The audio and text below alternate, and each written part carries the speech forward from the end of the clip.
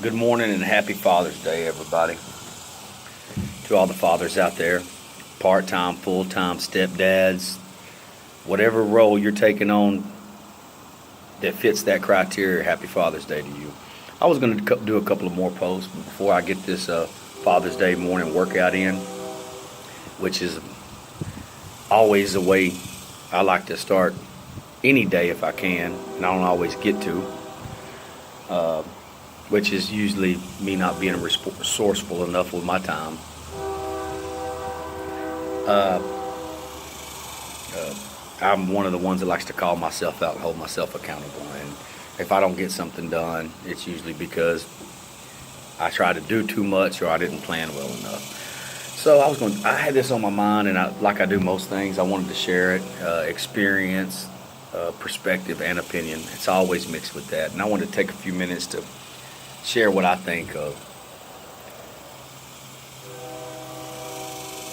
from a perspective of a man at this age in life who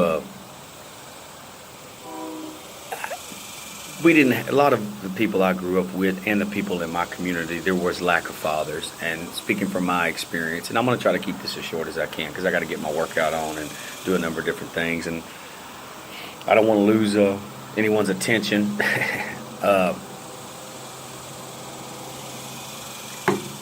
Myself lost my dad before the age of 4. He was murdered, and I think that that's a lot different than some of the friends and people I grew up with that the fathers chose not to be in their life. That's a huge difference. Also, and I shared this the other day on my dad's birthday, anyone that knows me knows this, that I never met either one of my grandfathers either.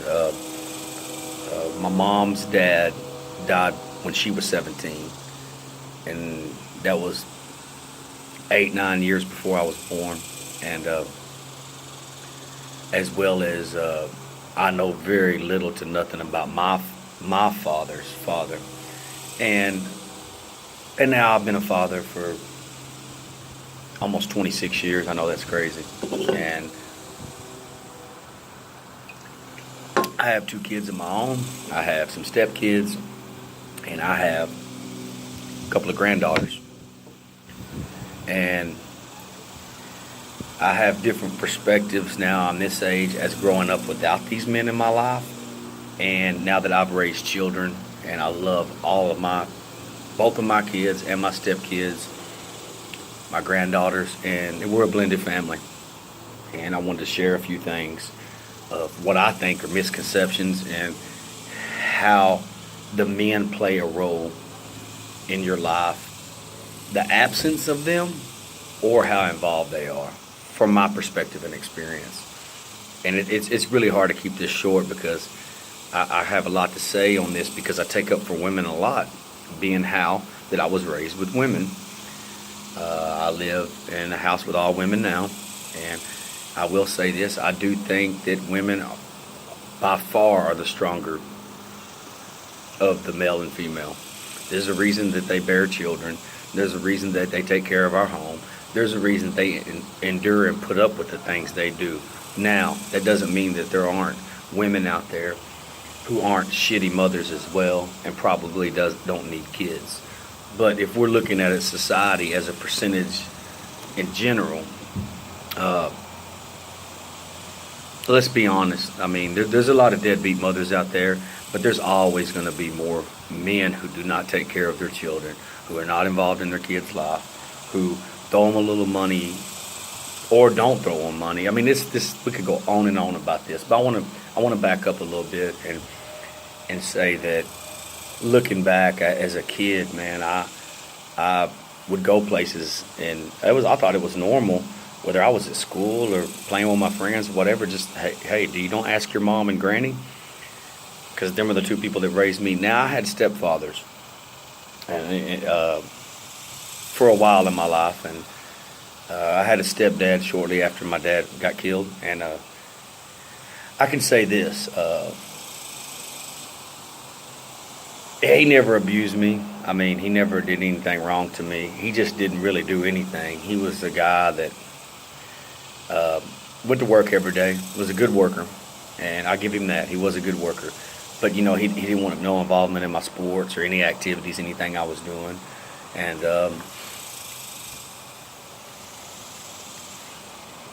so again, you've heard me say this in other videos. They say that you usually mold yourself by the 5 people that you spend the most time with in life, whether you even know it or not. Sometimes you don't even like it, and you still pick up all these people habits. So I was telling somebody a while back, a couple of young men, I said, I think that y'all mold yourself after your dad and grandfather. Even though you love them, you have so many issues with them, but you're still around them so much, you pick up a lot of their habits.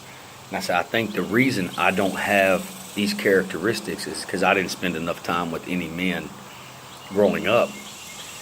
And some people think that's a bad thing. Don't get me wrong, I think that my life would have been more beneficial if I would have ever been able to call anybody grandfather or father, but those words have never came out of my mouth. The only time they've ever came out of my mouth is when I'm using them, telling my kids when I was getting on to them about something, I'm your father. But as far as me referencing anybody in my life, I've never used those words. And like I told them, I said, I think that the 5 people I spent the most time with was my mom, my grandmother,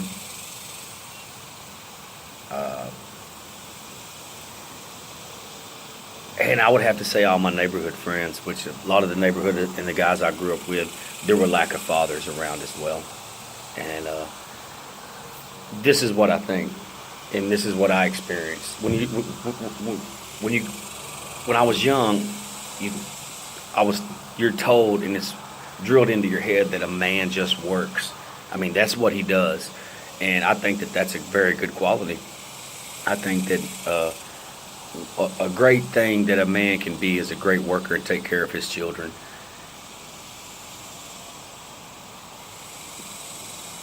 But that's not all you have to do. And a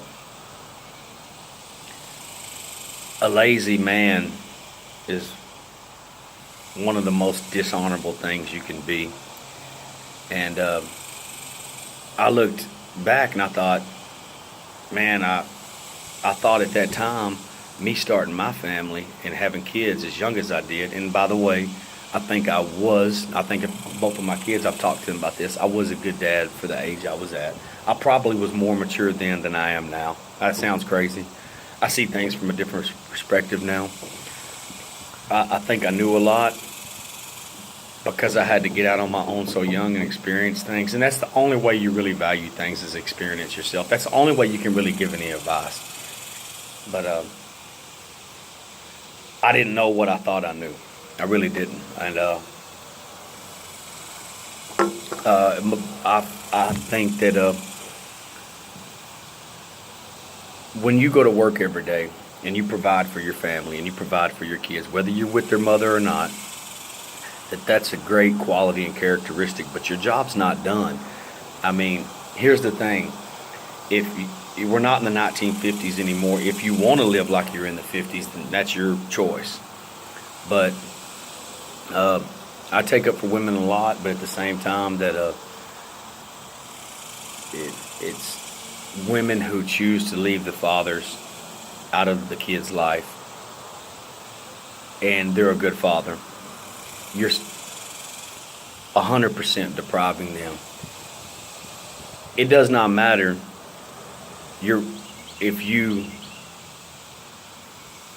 they're not with you anymore, women. It does not matter if they've moved on. And this is what I tell people. Unless they abuse the child, God forbid, molested them, anything like that, which they shouldn't be around them anyway, because that's the most despicable thing there is on earth. It doesn't even matter if they were cheated on you or whatever. If they're a good dad, this is one of the biggest problems. You have to learn to separate the difference. What kind of parent they are, that you're not with them. Most of the time, you're just pissed because they're not with you anymore, or they're with somebody else. And a lot of people are probably going to give a lot of different opinions and perspectives on this. And that's fine. There's probably some stuff I'll forget and won't touch on. I'm trying to keep it on a time limit. And I'm jumping around, I know, like I usually do. But your kid's not a paycheck. They're not bait, they're leverage. The biggest, and I say this a lot, the biggest bargaining chip and weapon in this world, especially in America, is children. Children rule the world and they should not. And but the thing is they're not used for you to piss people off, get leverage, use them as bait, use them as a paycheck, threats, and any kind of bargaining chip. They're not.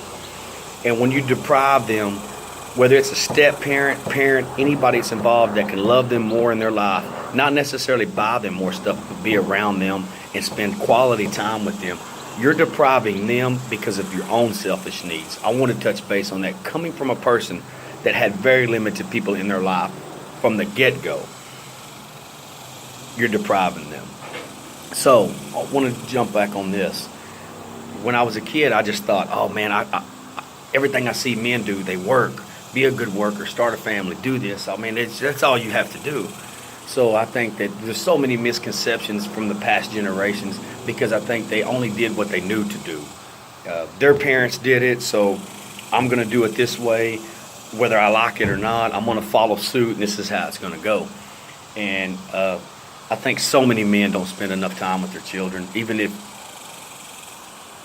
they have the choice to. And I feel like I did a lot with my kids growing up. Now they're 22 and 25, and if I look back, I still didn't spend enough time with them. Guilty of that. Now I have stepchildren and granddaughters, and I'm trying not to let that. Money does not come first.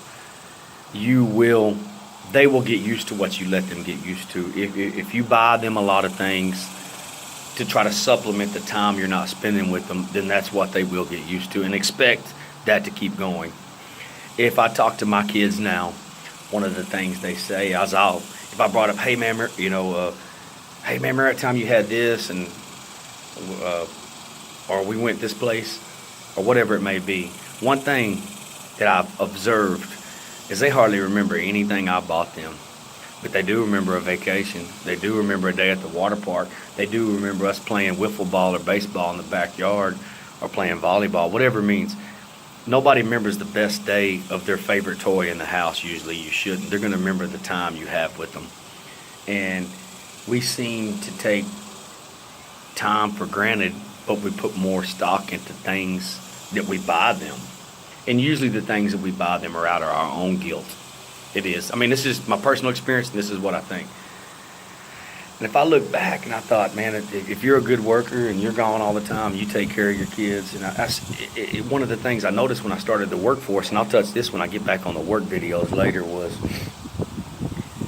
when some of these young men, especially young men, and this goes for girls too, but especially men, when some of these young men are entering the workforce, I think that now that I'm over 40, I can say that there's still skills I picked up. But I'm going to tell you what you don't learn with not a dad around. A lot of times, even if it's not the skill or the trade you do in life, if it's a carpenter, if it's a mechanic, if it's a tile and ceramic, if it's heating and air conditioning, if it's remodeling old cars, if it's just being a contractor and building stuff. When you enter what I noticed when I entered the workforce real young was people assume you know how to do these things. They really do. If you don't know how to do them, they think, if you don't have a lot of specific skill sets, they think you're dumb, or, hey boy, didn't your dad show you anything? Well, no, I didn't have a dad.